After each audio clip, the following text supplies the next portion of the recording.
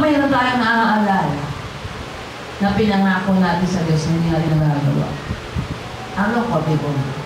Amen. Mayroong sudden expression of feelings na parang ang init na nararamdaman mo, pero parang kang binubuhusan ng malamig na tubig. Bakit? Because we ourselves, we know that we are not fulfilling our vows to God. And it's a fire blocker. Kung gusto natin bumaba, if we want the fire of God to burn, something has to be burned. Sa umaga pong ito, we are crying na umubaba ang apoy. Pero balikan natin during the Old Testament and the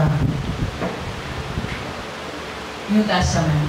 Kapag ka nagpapababa ng apoy, mayroong offerings. Amen.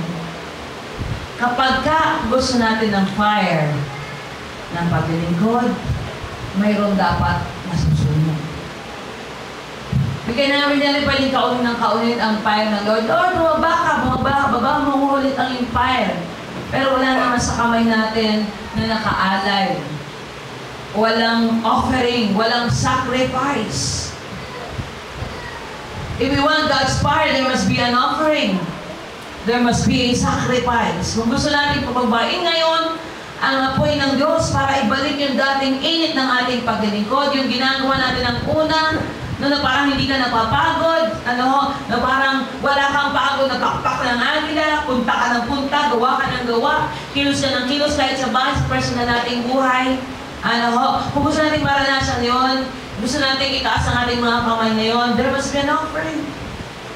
Kailangan may sakripisyo, kailangan may susunugin, kailangan may mga bagay na hindi maganda, kailangan may mga na-realize tayo ngayon na ako ngayon, kailangan meron tayo na ma-realize ngayon na ako nga, hindi nga ako true sa aking words, ako nga isang passive sinner, ako nga po isang active sinner, or whatever na ipaparealize sa atin ng Diyos, kailangan maging sacrifice na i-offer natin kay Lord para maba ang apoy ng Panginoon. Neither or, I want to end this, no sacrifice, no fire.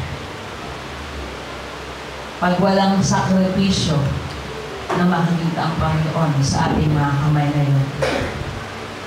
Kapag walang kalilimutan, kapag walang tatalikuran, kapag walang ipupulfill, kapag walang bisyo maalisin, kapag walang mga masasamang ugali na tutupukin, kapag walang mga sakripisyo at mga pagbibigay sa Diyos na uunahin ng Panginoon, kapag walang mga bagay na ito, I'm sorry to say, the fire of God will never pour out in our life. Because during the time of our Lord, bumababa lang ang apoy kapag mayroong sakripisyo, kapag mayroong offerings, kapag mayroong self-denial, kapag mayroong self-sacrifice, kapag mayroong dying of ourselves. Going back to the life of Abraham and Isaac, when they are about to offer Isaac, they need a fire. Same with us. Something has to be offered. Something has to be brought in the sacrifice of God para mapababa ang apoy ng Diyos sa buhay natin. Can we bow our head?